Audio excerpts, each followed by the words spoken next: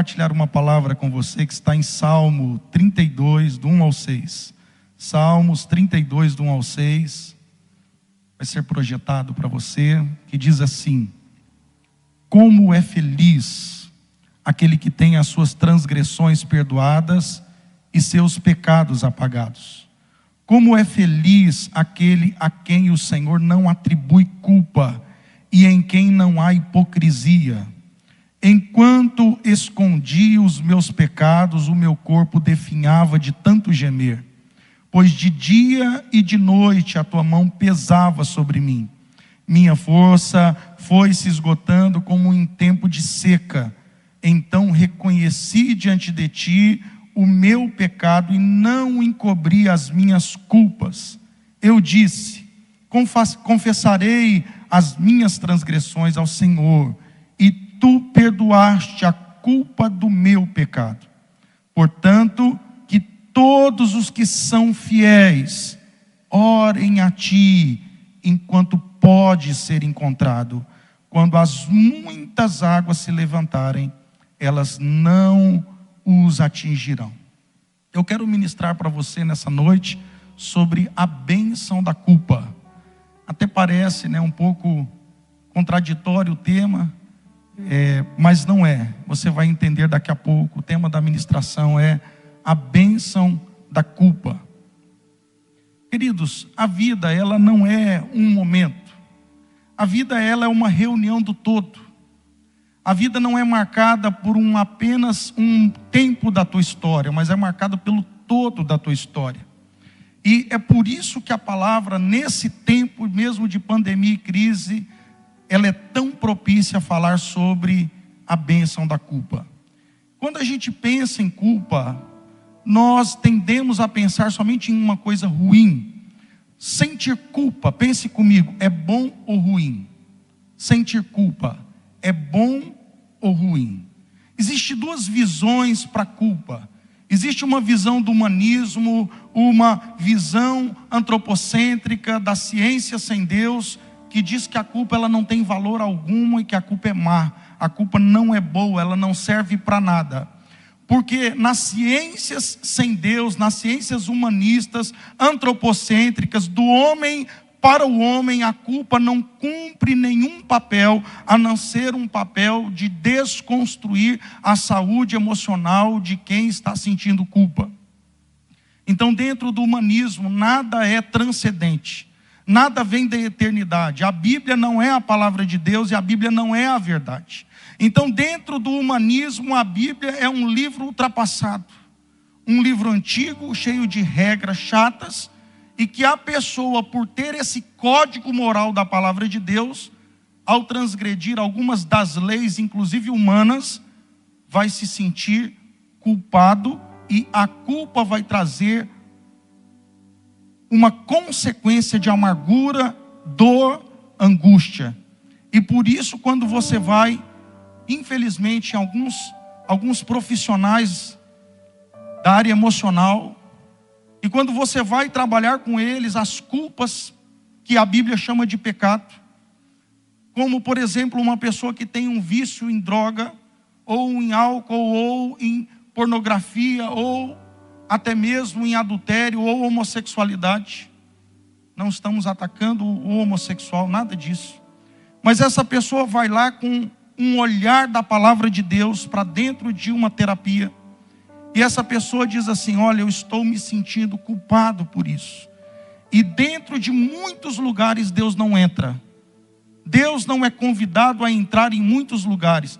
E sabe o que a pessoa ministra, ensina, fala para que aquela pessoa se sinta sem culpa e consequentemente sinta melhor? Ele diz assim: o que você está sentindo é a culpa da religião. E no momento que você extinguir esses pensamentos da religião, você vai se sentir bem e a culpa vai embora. Porque dentro de muitos lugares a Bíblia não entra. Deus está morto em muitos lugares, mas Deus não está morto. E a verdade é que o homem, quando extingue Deus, pensando que a culpa da religião, e ele poder fazer tudo o que ele quer, o hedonismo, o epicurismo, o sentido da vida é o prazer. o ensino do iluminismo. O ensino do iluminismo: comamos e bebamos porque amanhã morreremos. Então qual que é o sentido da vida? O prazer.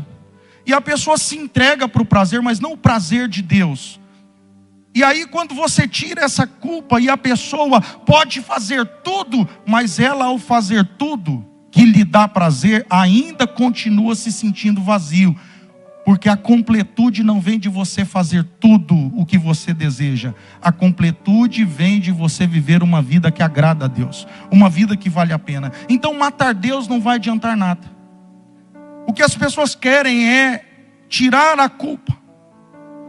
A culpa colocada só como uma coisa ruim. Uma coisa má que não tem papel e função alguma. Mas agora eu quero compartilhar com você a culpa do ponto de vista bíblico, teológico. A ideia de Deus sobre a culpa. Nós temos que lembrar que quando não tinha pecado, não tinha culpa. O pecado trouxe a morte. O pecado trouxe a culpa. Só que a culpa, ela tem um papel, ela tem uma função. Então nós precisamos entender que a culpa, do ponto de vista bíblico, ela denuncia uma causa. A culpa não é a causa, a culpa é um sintoma da causa. Todas as vezes que eu transgrido uma lei de Deus, esta transgressão da lei de Deus vai gerar culpa. Em menor escala ou em maior escala, daqui a pouco eu vou compartilhar com você. Então o sintoma que denuncia uma causa, a culpa. A culpa é um sentimento ruim. Por isso que quando você pergunta para uma pessoa, a culpa é boa ou ruim? Automaticamente ela diz assim: pastor, a culpa é ruim. Não, a culpa é boa. Sentimentalmente, o sentimento que a culpa gera é péssimo, é ruim. Mas a essência da culpa é boa, é essencial. Eu quero significar para você dentro de um exemplo, como a febre. Quando eu pergunto para você, febre é bom ou ruim? Você me responde o quê? Vamos lá? Febre é bom ou ruim? Febre é ruim sentimentalmente. Ninguém gosta de sentir febre. Mas essencialmente, se você não tivesse febre, febre é causa ou febre é sintoma? Vamos lá, gente. Febre é causa ou sintoma? Sintoma. Qual que é a causa? Infecção. Todas as vezes que você tem uma doença grave que vai gerar uma infecção, essa infecção ativa um alarme do corpo chamado o quê? Febre. Ela alterou a tua temperatura e sentimentalmente a febre é muito ruim, mas essencialmente ela é maravilhosa, porque ela convida você a tratar a causa, a infecção. Da mesma maneira, queridos, o pecado é a infecção. E se você foge de tratar a causa, aquilo cresce. É o câncer que desenvolve. O que o humanismo ensina? Vamos tirar a culpa. Vamos nos permitir. Não há tempo que volte, amor. Vamos viver tudo o que há para viver. Deixa a vida me levar, a vida leva eu. O sentido da vida é a permissividade. Dizendo que o problema é essas leis que gera culpa. Então quando não tem culpa, tudo fica bem. A pergunta é, tirando a culpa, tudo fica bem? Quando você peca e não tem o mecanismo da culpa, você nunca volta ao caminho do arrependimento. E consequentemente você vai cada vez mais fundo, para um abismo mais profundo, para um lugar mais sombrio. Numa visão teológica, a culpa é boa, essencialmente. Porque embora quando você e eu nos sentimos culpados é horroroso, mas esse sentimento horroroso que faz você querer se arrepender. Agora, se não, você vai usar outras maneiras para fugir desse sentimento. E a tendência é que quando você quiser fugir desse sentimento ruim, você vai procurar fazer de novo coisas que te dão prazer, mas que muitas vezes são pecado. Queridos, no texto que nós lemos, nós vemos aqui um salmo de Davi. Davi foi um dos grandes salmistas, um dos grandes homens de Deus da Bíblia. E Davi compôs esse salmo dentro de um contexto que é o adultério. Davi não foi para a guerra. Ele já tinha ido para muitas batalhas, mas numa batalha anterior, Davi quase morreu. Ele foi lutar com um gigante, um outro gigante. E os homens tiveram que socorrê-lo, senão ele morreria. E quando ele foi liberto ali, não morreu por pouco.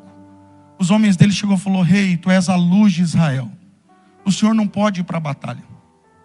Porque se o senhor foi para a batalha e morrer, Israel vai perder essa luz. Queridos, aqui Davi cometeu um grande erro. Porque Davi não era a luz de Israel. A luz de Israel é Deus. A luz de Israel nunca é uma coisa ou uma pessoa. A luz de Israel é o Senhor. O Senhor é a luz da sua vida.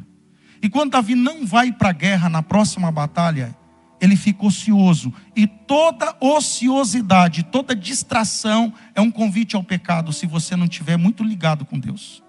E Davi, queridos, tinha cerca de 300 esposas, concubinas. E ele foi para a sacada do palácio, ficou ali na janela olhando. E ele viu uma mulher que estava num tanque tomando banho. E era Betseba, esposa do seu general Urias. E queridos, a Bíblia diz que os olhos é a candeia do corpo. Por isso que para onde você olha, para onde você vai, nós temos que vigiar muito para onde estamos olhando. Por mais que sejamos homens de Deus, se nós não vigiarmos o nosso coração, nós podemos cair em tentação. E foi o que ocorreu com Davi. Mesmo Davi tendo quase uma mulher para cada dia do ano. Casado, na época era permitido. Davi manda chamar Betseba e usa da autoridade e do poder que tinha para se servir. Quantas vezes, se nós não vigiarmos, o poder que Deus nos dá para servir vai ser o poder da arrogância, o poder do pecado e da manipulação. E ele mantém relação sexual com ela e Deus permite que ela engravide.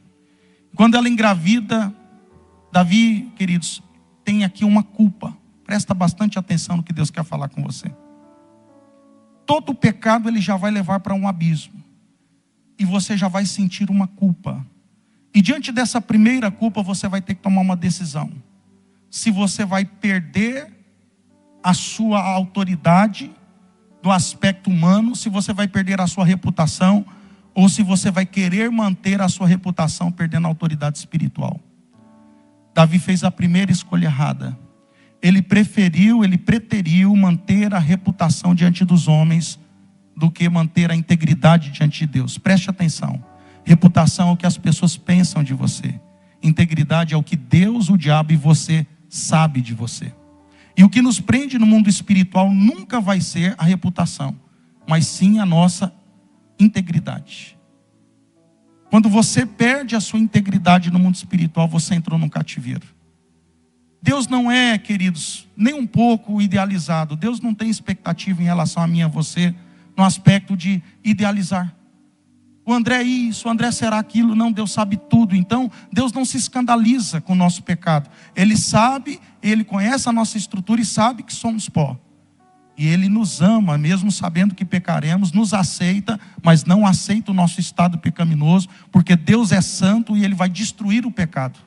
Mas antes de destruir o pecado, Ele dá uma chance do pecador se arrepender, para o pecador não ir junto com o pecado. Então Deus vai trabalhar na sua memória, através do que você ouviu e viu, e portanto conhece, para que Deus use o seu conhecimento para te levar para um caminho de obediência. Por isso que a Bíblia diz que a fé vem pelo ouvir e ouvir da palavra. Davi agora está diante de uma encruzilhada. Ele perde a reputação e recupera a integridade, e ele vai sofrer duras consequências. Ele vai ter que abrir para o general dele que ele se relacionou com a esposa enquanto ele estava na frente de batalha. Se coloque no lugar dele. Você consegue fazer isso? Você consegue dizer: olha, eu não fui para a guerra, tenho 300 esposas e fiquei com a sua esposa. Eu não julgo Davi. Provavelmente no lugar dele eu poderia fazer o mesmo. Não é fácil você perder a reputação diante de algo tão sério. E aí sabe o que a culpa fez com Davi? A culpa não o levou à humildade. A culpa o levou à hipocrisia, a um novo pecado. E agora ele manda chamar Urias da frente de batalha e tenta convencê-lo a manter uma relação sexual com a esposa para que ele encobrisse o pecado dele. E agora Urias não tem essa relação. Penso que Deus endureceu o coração de Urias. E ele diz assim: olha, rei, os meus homens estão na frente de batalha e eu vou ter uma relação com a minha esposa. Isso não é justo. Gente, olha a integridade desse cara, olha o coração dele. O pecado de Davi só aumenta. Davi insiste com ele, ele volta para o campo de batalha, mas antes de voltar, Davi escreve uma carta e diz: leve para o general. E quando ele chegou lá, entregou para o general-chefe. E o general tinha uma ordem expressa de Davi: coloque Urias na frente de batalha, aonde trava a primeira linha, porque o projeto de Davi agora era matar Urias, de uma forma indireta, para que ele ficasse com a esposa dele, e ali fosse como se um homem que cuidou da esposa do general que morreu. Queridos, Deus sempre nos permitirá um arrependimento para que saiamos da culpa. O problema não é a culpa não é causa, a culpa é sintoma de transgressão. E agora Deus, quando nós indisponibilizamos o nosso coração, e quando o nosso coração fica cheio de pecado, Deus sempre vai ter que levantar um Natã. Talvez eu vou ser um Natã na vida de algumas pessoas hoje. Porque Natã é o profeta que vai falar com o filho que se perdeu. Natã é um profeta que vai falar com a filha que se esqueceu de quem é. E que é filha, que é filho, mas que por um momento foi para o mundo.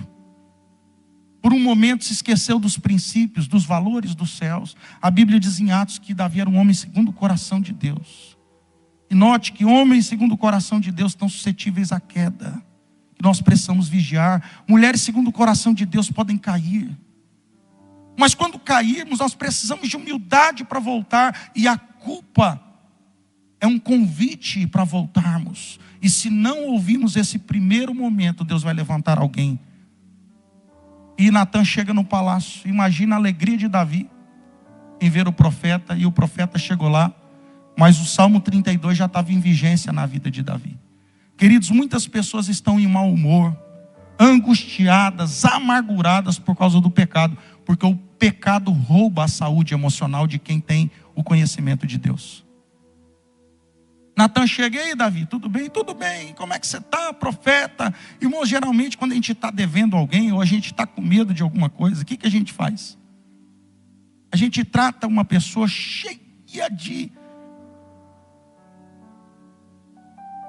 pompa. Muitas vezes a gente está devendo e a gente não quer abrir o coração. A gente trata tão bem o discipulador, o líder, aquela pessoa que a gente deve, cheio de dedo, mas na verdade o que a gente está tentando é encobrir um pecado. Aquilo não é verdade, aquela pompa.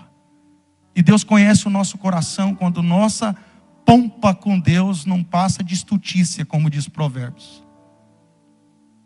Natã conta uma parábola. E Davi diz: olha, rei, tinha um homem. E ele tinha um grande rebanho de ovelhas. E veio um visitante ilustre na casa dele. E ele tinha um funcionário. E esse funcionário tinha uma ovelhinha. E sabe o que esse patrão do funcionário fez com a ovelhinha dele? Do funcionário? Ele matou a ovelhinha do funcionário para preparar para o visitante. Rei, o que nós devemos fazer com esse homem? Mata! Queridos, é muito interessante, porque o que Deus estava fazendo ali era dando a oportunidade de Davi dar o veredito sobre ele mesmo. E é interessante que o pecado rouba a nossa consciência e gera hipocrisia. E nós perdemos toda a capacidade de discernimento, e nós estamos pegando as pedras para jogar na prostituta, se esquecendo que muitas vezes a prostituta somos nós.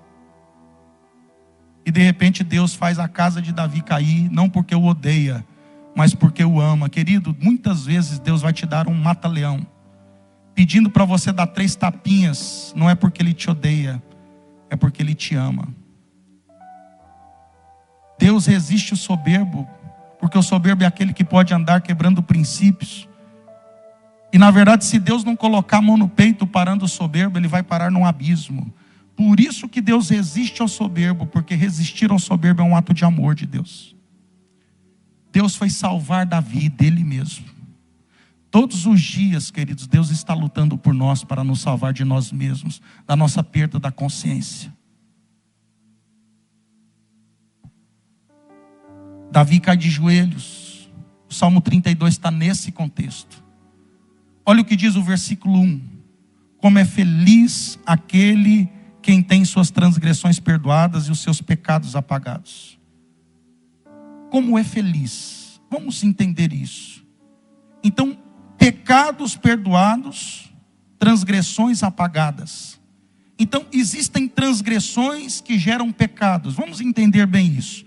Transgredir é ir além ou ficar aquém do que você deve ir. Muitas pessoas pensam que pecado é você ir além só do mandamento. Não, Tiago 4,17 diz que aquele que sabe fazer um bem e não faz, comete pecado. Que para que o mal cresça, basta que o bem, o bom, o homem bom se omita.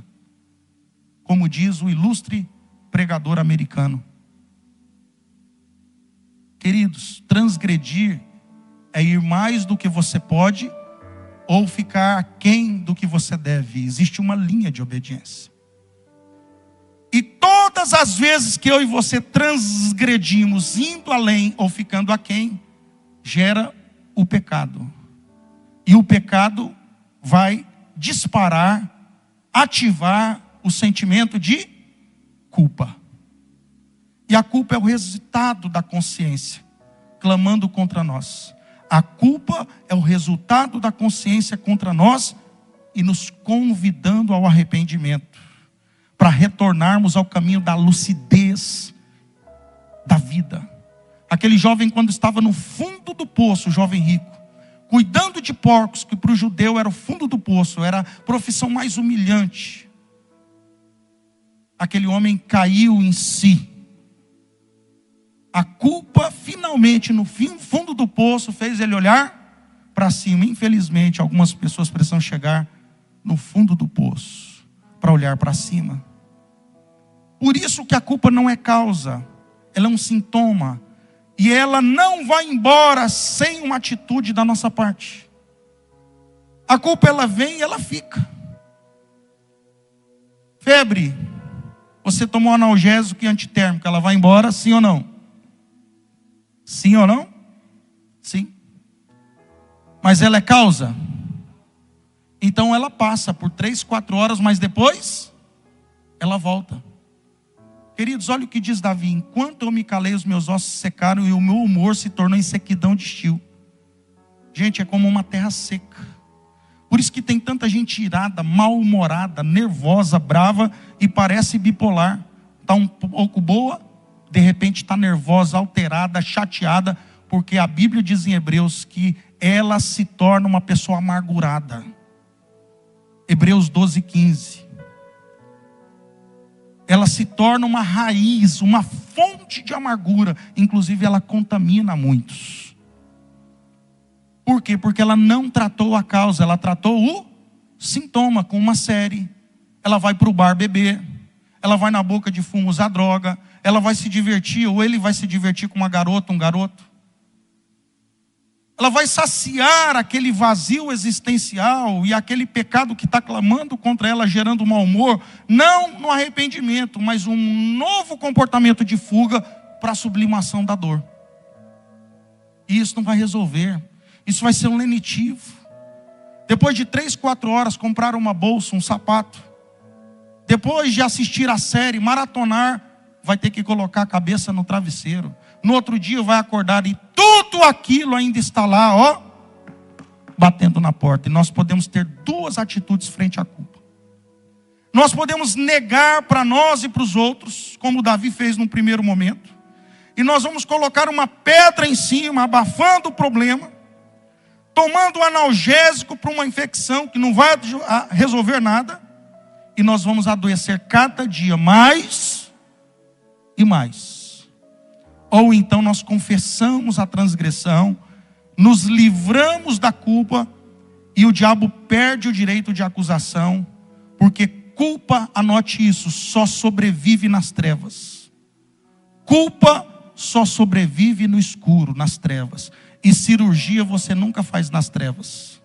Você já viu alguma pessoa ir no dentista e no médico e dizer: doutor, apaga a luz, por favor. Vamos fazer uma obturação, um canal, uma cirurgia romântica. Pega o bisturi aí, vai no rumo, vamos que vamos. Só que não, né? Porque a tua vida é algo tão sério que se você vai fazer uma cirurgia, você quer muita luz para que não erre. Queridos, e culpa só cresce, só sobrevive nas trevas. Nós precisamos entender que a condenação, ela não vem de fora para dentro. Ela vem de cima para baixo e de dentro para fora. Então não adianta você guardar a reputação, porque o teu mau humor vai continuar ali, porque a tua consciência vai ficar clamando contra você de dia e de noite. E fique feliz por você estar mal-humorado e por tua consciência estar clamando contra você. Romanos diz que depois de um tempo de Deus tanto bater na porta, a Bíblia diz que Deus os entregou às suas paixões e concupiscências. Chega um tempo que o Espírito Santo se afasta daquela pessoa, que ela está há muito tempo, ele está chamando ao caminho do arrependimento, e a pessoa está assim, não vou ouvir. Você não está endurecendo o coração contra Deus apenas, mas você está amolecendo o coração cada vez mais para o diabo, e está intentando contra a sua vida. Davi está dizendo assim: como é feliz aquele a quem as transgressões são perdoadas e cujo o pecado é apagado. Como é feliz a quem o Senhor não atribui culpa. Quem é a pessoa feliz? Quem é a pessoa feliz? Segundo o texto, a pessoa feliz é uma pessoa que não carrega o fardo da culpa. Todas as vezes que você confessa o pecado, você vem para a luz. E o diabo perdeu o direito da acusação. Porque no tribunal divino, o diabo só acusa aquilo que está em oculto. E aquilo que está sendo praticado. Mas pecado confessado e pecado abandonado é pecado perdoado. Quem é a pessoa feliz? É aquela em quem não há hipocrisia. Parte 2 do versículo 2. A pessoa que não carrega o fardo da culpa é aquela que é coerente entre o que fala e o que pratica. Queridos, todas as vezes que nós não confessamos o pecado, nós vamos nos tornar, nós vamos perder a autoridade. É interessante assistindo TV Câmara, TV Senado, e você vê alguns dos nomes mais corruptos do Brasil. Falando ali: olha, nós temos que acabar com o câncer da corrupção no Brasil. Esse é o hipócrita. Lá dentro, se ele ainda tem uma chama do Espírito convidando ele para o arrependimento, está falando para ele: hipócrita, arrepende-se. Mas se ele não tem mais nem consciência, já cauterizou a mente, o hipócrita, ele se torna orgulhoso, ele não ouve mais ninguém. Mas sempre Deus vai levantar alguém para dar uma palavra para o nosso coração, para não deixar a gente ir para longe de Deus. E todas as vezes que a Bíblia diz assim: quando você ouvir a palavra do Senhor, a repreensão do Senhor, não endureça o seu coração como na provação do deserto. Deus está falando conosco nessa noite: não endureça seu coração. Deus não está falando com você essa palavra porque não te ama, porque te odeia. Não, a culpa é uma bênção. Porque a culpa é o amor de Deus falando para você: ei, filho, volta, eu ainda te amo. Eu ainda estou à beira do caminho te esperando, mas sai disso daí. Porque eu sou santo, eu não me relaciono com o pecado, mas eu me relaciono com você, filho. Mas você precisa abandonar o pecado. Quando nós não abandonamos o pecado, nós nos tornamos hipócritas, orgulhosos.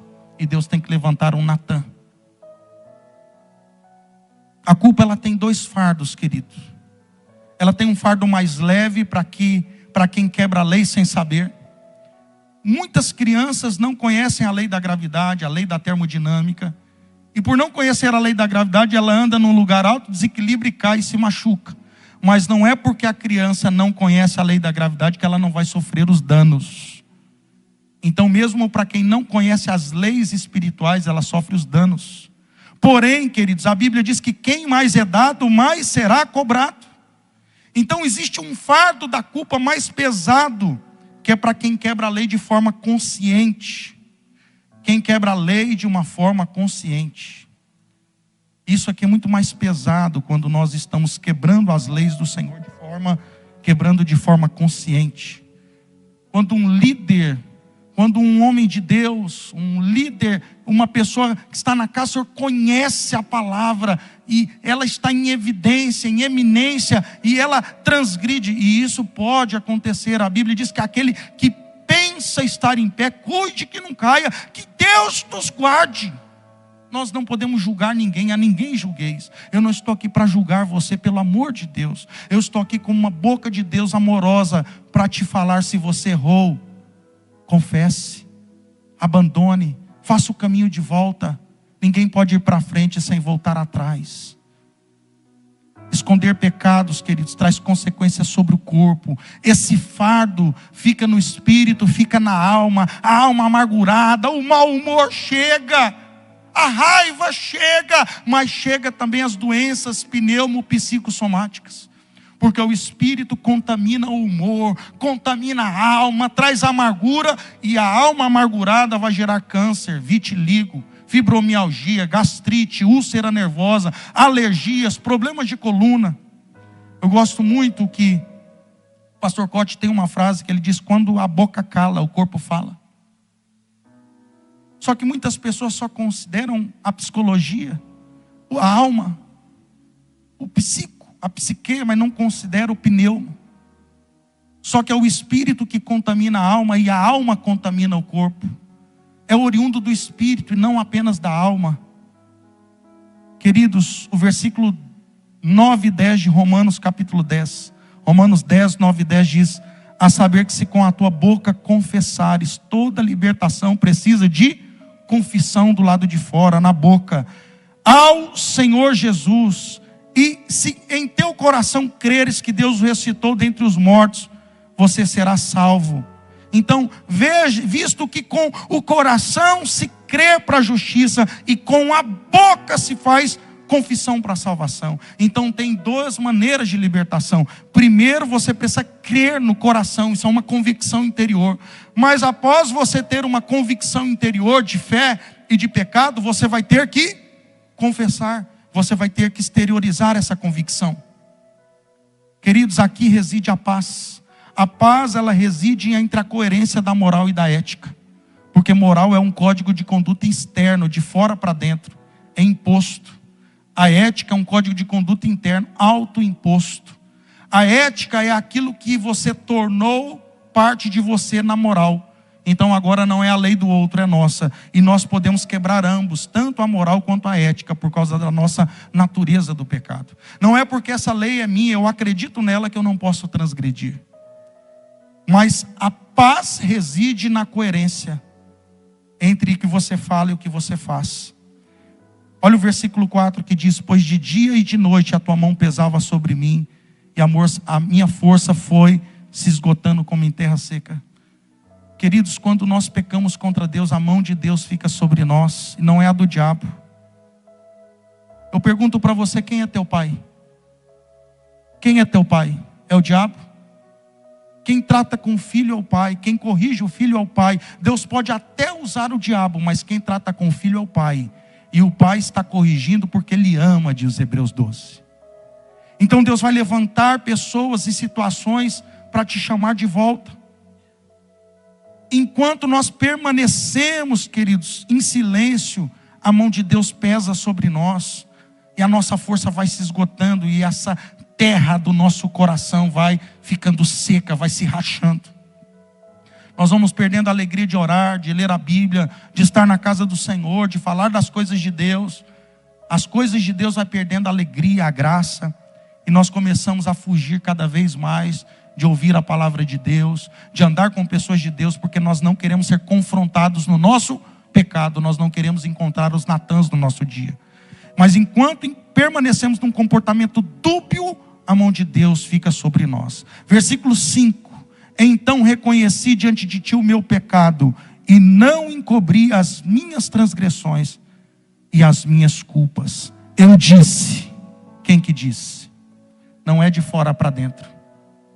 Toda libertação pode vir sim de uma palavra de fora para dentro, de confronto, de ensino.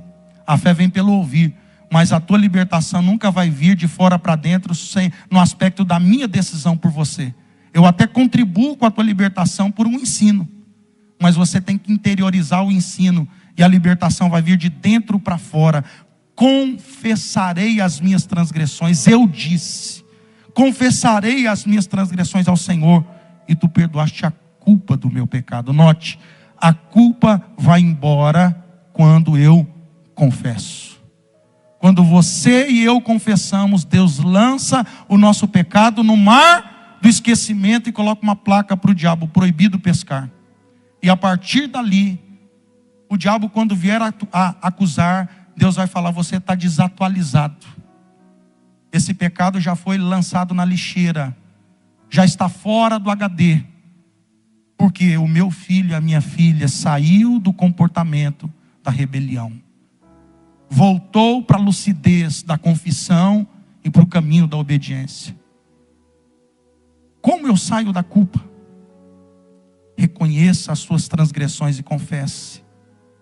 Provérbios 28:13 diz: o que encobre as suas transgressões, note a lei da responsabilidade, você encobriu, nunca prosperará. Qual que é o tempo da não prosperidade? Toda a vida. Mas o que as confessa e deixa alcançará hesed, misericórdia. Então quem confessa e deixa, note que libertação da culpa não é só confissão de pecado, porque tem gente que se tornou especialista em confessar pecado, mas não abandona o pecado.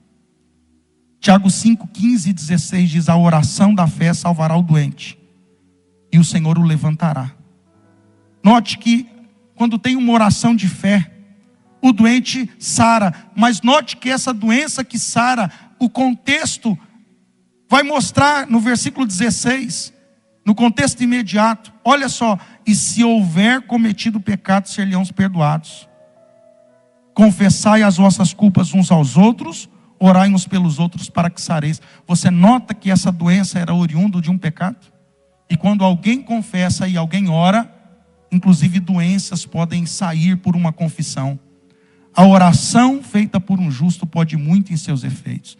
Por isso que é importante a gente confessar o pecado para Deus. Mas não confessar só para Deus, confessar também para as autoridades sobre nós. Os nossos discipuladores, pastores, sobre uma pessoa competente espiritualmente para te ajudar. Para nós encerrarmos.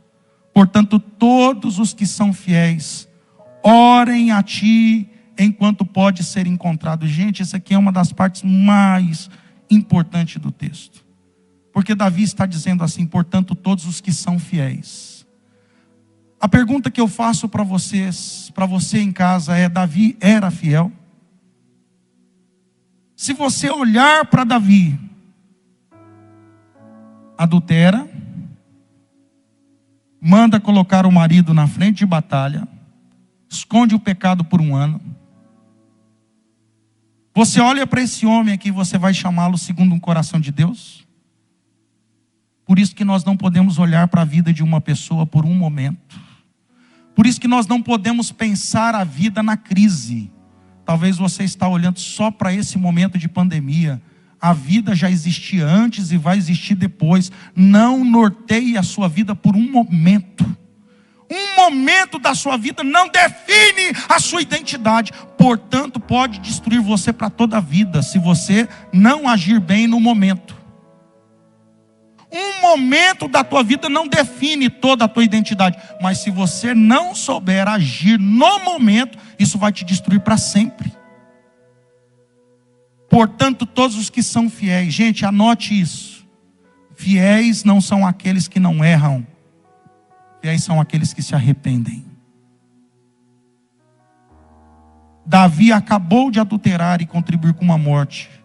Mas ele está dizendo, portanto, todos os que são fiéis a ti, todos os que são fiéis, orem. Então, aqui Davi está ensinando uma chave. Tem uma metodologia para sair do pecado e da culpa, consequentemente. Tem uma metodologia do fiel para falar com aquele que cura. Oração. E note, orarão a ti, também tem destinatário essa fala. Por mais que você possa e deva confessar para um pastor, para um psicólogo, para o seu discipulador, para o seu pai, para a sua mãe, para o seu cônjuge, para uma pessoa que tem estrutura, que pode te ajudar, mas o perdão não vem do outro, o perdão vem de Deus, porque quando nós pecamos, e Davi diz isso, pequei contra ti, somente contra ti pequei. Parece até arrogante da parte dele dizer que pecou só contra Deus, mas ele está dizendo, não, a razão de tudo é o Senhor. Tem um caminho para a cura, que é a oração, mas tem um endereço à oração. Orarão a ti. Queridos, quando você ora e confessa e entrega a Deus, nós seremos curados. E existe também algo muito poderoso no versículo 6, que o texto está dizendo assim, portanto, todos os que são fiéis, orem a ti, enquanto podes ser encontrado. Grave isso. Existe um tempo para confissão. Existe um tempo para arrependimento. Tem muitas pessoas que ficam brincando, procrastinando, protelando uma coisa que não dá. E o câncer, o pecado é um câncer, vai só crescendo. Quando a pessoa quer confessar e abandonar, já é tarde demais. Todos os que são fiéis orem a ti, enquanto pode ser encontrado. Isaías 55:6 diz exatamente isso. Buscai ao Senhor enquanto se pode achar, invocai-o enquanto Ele está perto. Sabe por quê, queridos? Quando eu e você confessamos o pecado, Deus rasga a cédula do pecado e nos coloca num lugar alto. Sabe o que acontece quando nós não confessamos? O pecado ele vai vir como uma tsunami, como uma onda. E olha o que o texto está dizendo. Quando as muitas águas se levantarem. Sabe quais são essas muitas águas que vão se levantar? São as consequências do nosso pecado se voltando contra nós. E Davi, ele demorou 1 ano para confessar. Ele não foi totalmente transparente. Sabe o que aconteceu? A Bíblia diz assim, que Deus perdoou o pecado de Davi, mas a espada nunca saiu da casa de Davi. Talvez Deus está nos dando uma chance de nem pecar. Talvez você está sendo assediado por Satanás. Ou talvez você acabou de cair, você tem uma chance de acabar com as consequências ou diminuir muito. Mas para isso você precisa confessar rápido, antes que essas águas se levantem e te atingem. Porque as consequências vêm como tsunami. E se você estiver num lugar alto, se você se arrepender, essas ondas não vão engolir você. Queridos, todos nós tínhamos um pecado, uma dívida impagável. Todos nós tínhamos uma culpa. E Deus, vendo a incompetência do homem, enviou o seu único filho, Jesus Cristo, para morrer por nós, para que a culpa do pecado original fosse rasgado. E a Bíblia diz que Jesus morreu e o escrito de dívida foi rasgado. A culpa do pecado foi nos perdoada em Jesus. E quando eu confesso Jesus como meu Senhor e Salvador, agora a justiça de Deus me alcança. E a culpa do pecado original de Adão sai da minha vida. E eu tenho agora um compromisso de andar na palavra. Mesmo assim, todo dia eu vou pecar. Por isso que o texto está dizendo, os que são fiéis orem a ti. Porque em nenhum momento está dizendo que fiel é aquele que não peca. Mas fiel é aquele que luta o tempo todo contra o pecado. E que tem integridade de dizer, Senhor, eu pequei. Perdoa-me. O justo é aquele que anda na linha com Deus da justiça. Não é aquele que não peca. O justo é aquele que confessa a Jesus todos os dias na sua atitude. O justo é aquele que vive a justiça da graça. O justo é aquele que não vive na culpa, porque todos os dias Jesus nos purifica com o seu sangue. Então, se você está aí, talvez prostrado, caído como Pedro estava após pecar, e Jesus foi lá e buscou Pedro, falando: Pedro, tu me amas, apacenta os meus cordeiros. Jesus buscou Paulo, um matador da igreja, buscou Paulo e disse: Paulo, vem e segue-me. Paulo, eu sou aquele quem você persegue, a minha graça te basta, Paulo. Talvez você está aí caído, machucado, sem perspectiva, dentro dessa pandemia. Mas eu quero te dizer que Deus não te olha por um momento da tua história. Talvez você está caído como aquela mulher adúltera numa roda para ser apedrejada.